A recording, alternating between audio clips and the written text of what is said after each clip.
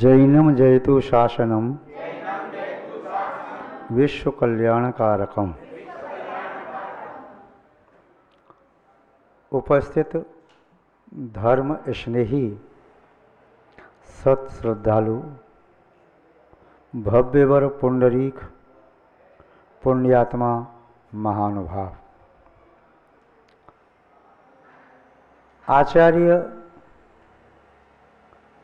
श्री चंद्र स्वामी जिन्होंने वैराग्य मणिमाला नाम का ग्रंथ लिखा, कतिपय विद्वानों का मत है कि वे उच्च कोटि के कवि थे। विषय ये नहीं कि वे कवि थे या संयमी। उन्होंने जो वैराग्य मणिमाला नाम का ग्रंथ लिखा है, वैराग्य संसार में सारभूत अवस्था है। आचार्य शकलकीर्ति मुनिराज ने सुभाषित रत्नावली ग्रंथ के प्रारंभ में ही लिखा, वैराग्य सारम भज सर्वकालम।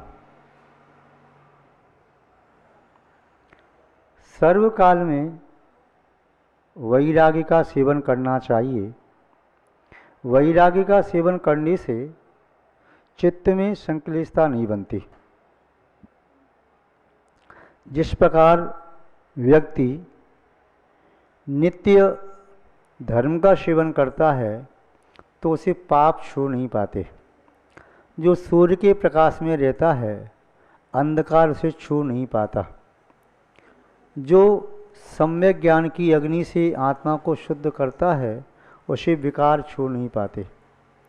उसी प्रकार जो वैराग्य के जल से अपनी आत्मा को स्नापित करता है, उस आत्मा को दुख स्पर्श नहीं कर पाते। वैराग्य मणिमाला के छठवें काव्य में जो यहाँ पर सारभूत बात कही, उन्हीं के शब्दों में देखें। भ्रातरमे वचनम कुरुसारम चेत्त्वं वाञ्छसि संसत पारम मोहम त्यक्त्वा कामम क्रोधम त्यज भजत्व संयम बरबोधम। यह गेय है, जीय भी है और गेय भी है। गेय का अर्थ कहिए गाने के योग्य, और जीय का अर्थ कहिए जानने के योग्य। जब इसे गा करके पढ़ेंगे रिदम के अनुसार, तो शरीर में एक वाइब्रेशन होता है, उससे व्यक्ति का तनाव टूटता है। और जब व्यक्ति तनाव से मुक्त होता है, तब ही वह मुक्त आनंद का अनुभव कर पाता है। जैसे कोई पशु रस्सी से खूंटे से बंधा है, उसे कितना अच्छा भी चारा दो, वह खूंटे को तोड़कर भागना चाहता, रस्सी को तोड़कर भागना चाहता है, उसे आनंद नहीं आता। पक्षी पिंजरे में बंद है, उस पक्षी को कितना अच्छा भी स्वादिष्ट भोजन मेवा मिष्ठान दिया जाए, किंतु वह तोता आदि है, शुक है, तो उसे मुक्त होना चाहता है। कबूतर प्रकृति का है तो वह उसमें ही रम जाता है। मिथ्या दृष्टि जीव कबूतर प्रकृति का होता है, बार बार बंधनों को स्वीकार करता है। समग्र दृष्टि शुक प्रकृति का होता है, एक बार मुक्त होने का अवसर मिला तो मुक्त हो जाता है। बंधन में पड़ा व्यक्ति वह सुख का अनुभव नहीं कर पाता। जो मुक्त व्यक्ति है वही सुख का अनुभव करने में समर्थ होता है।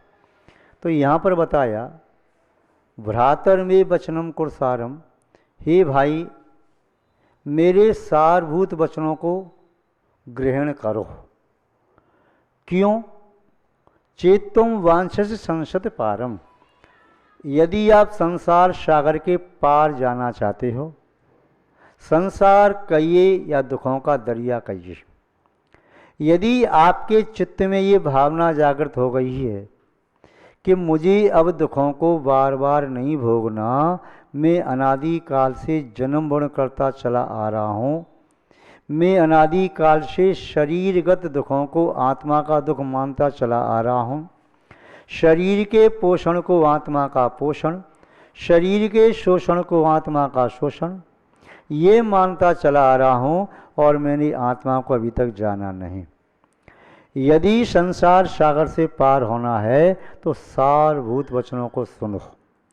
निस्सार बहुत सारी वचन सुनने पर भी आत्महित संभव नहीं है। कपूर की डली में कपूर की गंध है, हींग में हींग की गंध है, और भी जो संसार के पदार्थ गंध से युक्त हैं उसमें उस प्रकार की गंध होती है। महानुभाव तो जिन वचन जिनत्व को देने में समर्थ हैं, क्योंकि वे जिनेंद्र भगवान के वचन हैं। संसारी प्राणी के वचन वह संसार को देने वाले हैं। संसारी प्राणी वे हैं जिनके अंदर संसार बसा हुआ है। बाहर के संसार में रहना उतना हानिप्रद नहीं जितना हानिप्रद है हमारे अंदर में संसार का बस जाना। संसार में तो अनंत भगवान भी रहते हैं किंतु उनके अंदर संसार नहीं है। इसलिए यहाँ पर कह रही कि सारभूत वचनों को ग्रहण करो। और क्या ग्रहण करना है? यदि वांछसी संसद पारम, यदि आप संसरण से पार होना चाहते हो तो मोहम त्यक्त्वा, मोह को त्याग करके कामम क्रोधम त्यज। सबसे पहले तो मोह का त्याग कर। मोह क्या है? यह जीवस्य मोहयति परद्रव्येषु वस्तुषु वा स्वस्वरूपम विस्मरयति सा मोह। जो पर वस्तु में मोहित करे, अपने स्वभाव से च्युत कर दे या अपने स्वभाव को विस्मृत करा दे, वह मोह कहलाता है। दूसरे शब्दों में कहें, पर को अपना मान बैठा, निज को पहचाना नहीं, ये भूल है आपकी जो आपको जाना नहीं। आपको जाने बिना परमात्मा पद पाना नहीं, परमात्मा पद पाकर फिर संसार में आना नहीं। तो महानुभाव मोह के त्याग के बिना वह सब असंभव है। एक युवा लड़का शिक्षा प्राप्त भारतीय फौज में भर्ती हो गया और देश की सीमा की सुरक्षा करने में पहुंच गया। वे जब सेवा देने के लिए पहुंचा, उसके पहले उसकी शादी हो चुकी थी और शादी के कुछ दिन बाद ही उसे वहाँ जाना पड़ा। वह वहाँ से पत्राचार करता रहा, किंतु स्थिति ये रही कि वह फौज से आ नहीं सका, उसे छुट्टी न मिल सकी। इधर अपनी माता पिता को, पत्नी को छोड़ के गया था। साल बीता, 2 साल बीते, 3 साल बीते और कम से 12 वर्ष बीत गए। माता पिता वृद्ध थे, वह मृत्यु के समीप पहुँचे, उनकी मृत्यु भी हो गई, तब भी बालक वह नहीं आ सका। उसकी पत्नी के पुत्र हुआ, उसे समाचार मिला, किंतु तब भी ना आ सका। अब इस ग्राम में उस महिला का कोई साथी नहीं, इसलिए उसने पत्र लिखा कि आप शीघ्र आओ, नहीं तो आप मुझे भी ना पाओगे। उसने समाचार भेज दिया कि मैं आ रहा हूँ, किंतु जिस समय का समाचार दिया था उस समय तक आने में समय बाकी था। उस समय इतने वाहन नहीं थे, ट्रेन, बसें, एरोप्लेन आदि नहीं थे। घोड़े पर सवारी करके आना जाना होता था। उसकी पत्नी ने सोचा, जिस मार्ग का उन्होंने संकेत किया है उसी मार्ग से मैं चलती हूँ, संभव है मार्ग में मुझे जल्दी मिल जाएंगे, 4 दिन पहले मिल जाएंगे, तो मेरे प्राण कम से कम 4 दिन उनके वियोग में तड़पेंगे तो नहीं। अपने पुत्र को लेकर के पहुँची। संयोग की बात कि पहले सरायों में ठहरने की व्यवस्था होती थी, धर्मशाला आदि नहीं होती थे। तो जिस सराय में वह फौजी आकर के ठहरा, उसी सराय में वह महिला भी अपने पुत्र को लेकर के ठहरी हुई थी। सर्दी की रात्रि थी, बेटे को निमोनिया हो गया। बेटा रात्रि में पेट दर्द आदि की पीड़ा से रो रहा है, तड़प रहा है और उस फौजी की नींद में खलल पड़ रहा है। फौजी ने सराय के मालिक को बुलाया, कहा यह सब क्या है, मैं रात भर सो नहीं पा रहा हूँ, आपको पैसा दिया मैंने, निकालो इसको, मुझे सुबह अपनी यात्रा पर जाना है। सराय के मालिक ने इंसान के नाते पहले कहा, महानुभाव वह भी कोई अबला महिला है, उसका बेटा बीमार है और वह बेटे को चुप करने का प्रयास कर रही है। वह कहता मैं सो नहीं पाऊंगा, प्रातःकाल मुझे अपने गांव पहुंचना है, कि अभी इसको निकालो। और उसने, फौजी ने कुछ अधिक पैसा और दिया तो सराय के व्यवस्थापक ने उस महिला को बाहर निकाल दिया। महिला ने तो कुछ पैसा दिया नहीं था, वैसे ही करुणापूर्वक सराय के मालिक ने ठहरा लिया था। वह महिला अपने बेटे को लेकर के बाहर आई। बाहर सर्दी विकट थी, बेटा अस्वस्थ था और रो रहा था, तड़फ रहा था। और कुछ देर बाद उस बेटे ने दम तोड़ दिया। पाँव फटने के पहले फौजी बिना स्नान आदि किए अपने घोड़े पर सवार हुआ, अपने गांव में पहुंचा। वहां जाकर के देखता है कि न माता पिता न पत्नी और पुत्र। ग्रामीण लोगों से पूछा कहाँ हैं सब। उन्होंने बताया आपकी खोज में कुछ दिन पहले ही यहाँ से निकल चुकी है। वह पुणे देखता हुआ आता है, सब जगह सराय में पूछता है तो उन्होंने कहा कि हाँ एक दिन पहले यहाँ से निकली, या 2 दिन पहले या 4 दिन पहले, और पुणे क्रम से उस सराय में आ गया। वहाँ आकर के पूछता है, उन्होंने कहा हाँ एक महिला आई तो थी और रात भर ठहरी थी 2 दिन पहले, उसका बेटा अस्वस्थ था। उन्होंने लिखाया अपने ग्राम का नाम, ये उनका ग्राम का नाम था, उनके पति का नाम ये था, उस महिला का नाम ये था। उस फौजी ने कहा कहाँ गई वो महिला। बोले महिला कहाँ गई ये तो हम नहीं कह सकते, किंतु उसकी बात जो सुनी थी उन्होंने बताया कि मेरे पति फौजी हैं, वो आते ही होंगे, उनसे मिलने को आतुर थी, किंतु ये महिला अब जीवित है या नहीं कह नहीं सकता, क्योंकि उसका बेटा उस रात्रि में अपने प्राण दे चुका था।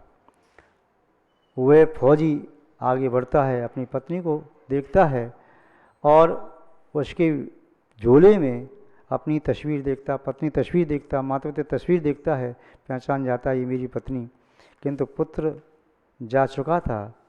अब फौजी अपने पुत्र के लिए रो रहा है, आंखों से अश्रुधारा बह रही है, अपनी पत्नी की दयनीय अवस्था पर बहुत ही दुखी है। अभी वही फौजी कुछ समय पहले उसे निकलवा के बाहर कर दिया, अब उसके लिए अपने प्राण देने को तैयार है। यह कहलाता है मोह। मोह में आकर के कई प्रसंग ऐसे सुने हैं, पिता की मृत्यु को सुनकर के बेटा मृत्यु को प्राप्त हो गया, या बेटा की मृत्यु को सुनकर के पिता को हार्ट अटैक हो गया, या माँ को हार्ट अटैक हो गया, या किसी का एक्सीडेंट सुनकर के, जिसका एक्सीडेंट हुआ वो तो बच गया और जिसने सुना वो मृत्यु को प्राप्त हो गया।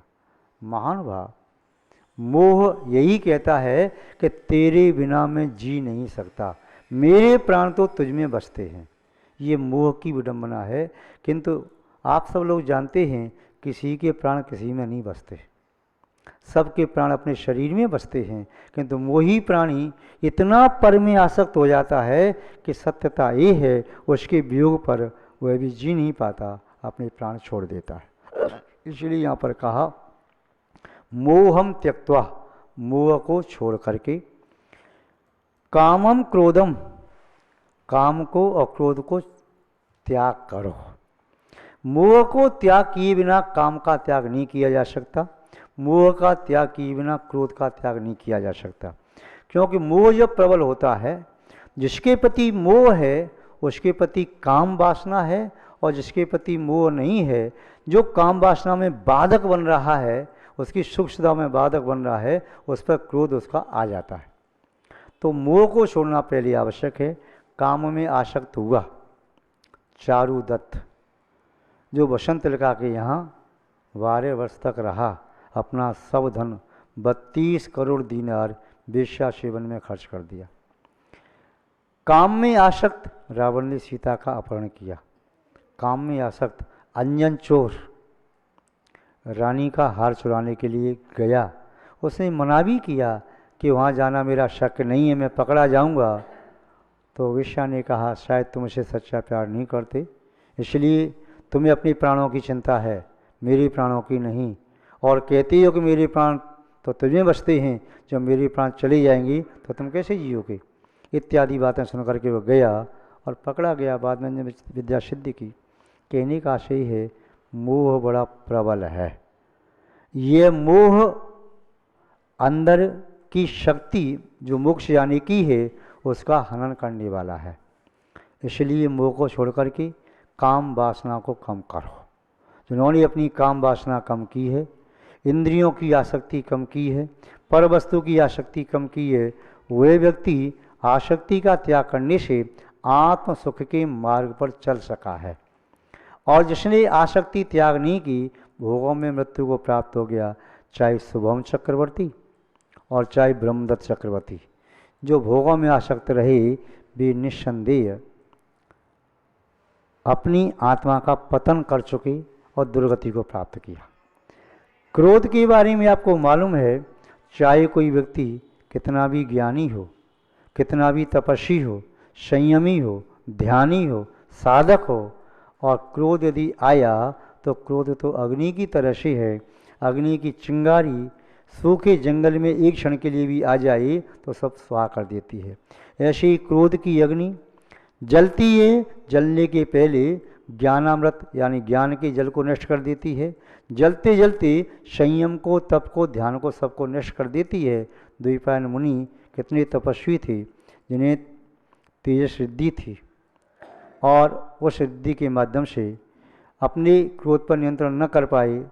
बहुत सहन किया, बहुत सहन किया, किंतु क्रोध की आवेश में पुतला निकला और द्वारका नगरी वास में हो गई। एक प्रसंग आपने और सुना होगा तुंगकारी का। तुंगकारी भी क्रोध में आकर के वो उसके तू कोई करके कह के बोलता था तो उसे गुस्सा आता था। एक बार पत्नी से पूछ करके पति कहीं सिनेमा आदि देखने, अपना लीला आदि देखने गया, वहाँ से लौट करके रात्रि में देर से आया। उसने कई बार लगाई किवाड़ खोलो, किवाड़ खोलो, नहीं खोले तो उसके मुँह से तू निकल गया। वो गुस्सा में चली गई और कितने संकटों का सामना करना पड़ा।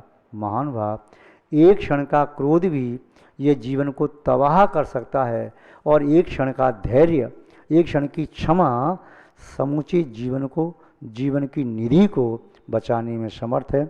इसलिए यहाँ पर कहा मोहम त्यक्त्वा कामम क्रोधम, काम क्रोध को तज, भजत संयम वरबोधम, संयम को और वरबोध माने श्रेष्ठ ज्ञान। श्रेष्ठ ज्ञान सम्यक ज्ञान को कहते हैं, और सम्यक ज्ञान के साथ अविनाभावी रूप से सम्यक दर्शन रहता है। तो सम्यक दर्शन, सम्यक ज्ञान, सम्यक चारित्र, इन तीनों का सेवन करो, यही संसार सागर से पार करने का उपाय है। आज बस इतना ही पर्याप्त है। जय बोलिए श्री शांतनाथ भगवान की, परम पूज्य आचार्य गुरुदेव श्री विद्यानंद जी महाराज की, अहिंसामय विश्व धर्म की।